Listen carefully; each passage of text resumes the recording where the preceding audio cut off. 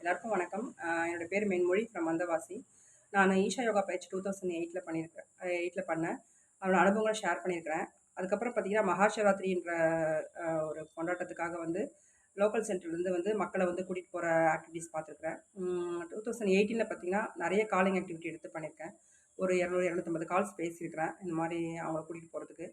2019ல வந்து பஸ்ஸு அவங்களுக்கு வந்து புக் பண்ணி குடுக்குறது, அவங்ககிட்ட பேமெண்ட் வாங்குறது, அவங்கள கூட்டிட்டு போறதுக்கு சப்போர்ட் பண்றது, இந்த மாரி மேக்ஸிமம் ஆக்டிவிட்டி பார்த்தேன். 2020ல வந்து நானு ஒரே ஆளே வந்து இந்த மாரி எல்லா ஆக்டிவிட்டியுமே அவங்களுக்கு புக் பண்ணி குடுக்குறது, கூட்டிட்டு போறது, வேன் அரேஞ்ச் பண்றது, ஆ மொத்த செயலுமே நான் எடுத்து பண்ணேன். ஆ எனக்கு கொஞ்சம் ஒரு லேசான பயம் இருந்தாலும், ஆ சத்குருவோட அந்த அருள் எப்பவுமே கூட இருக்கும். அவரோட கிரேஸ்ல வந்து வெற்றிகரமா மக்கள கூட்டிட்டு வந்துட்டேன். ஆ இது எப்படின்னா, சத்குரு எப்பவுமே சொல்லுவாங்க, "நீங்க இன்னொரு உயிருக்காக உங்க நன்மைய ஓர வச்சுட்டு உங்கள பத்தி யோசிக்காம நீங்க செயல் செய்யும்போது, அது உங்களுக்கு வேற விதமான சக்திய குடுக்கும்னு" சொல்லுவாங்க.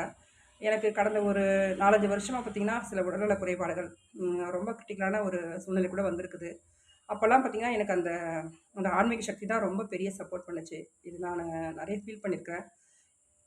எல்லாருமே ஈஷாக்கு வரணும், கிளாஸ் பண்ணணும், முடிஞ்சா வாலண்டரிங்கும் பண்ணணும் அப்படின்னு சொல்லிட்டு அன்போட கேட்டுக்கிறேன். நன்றி, நமஸ்காரம்.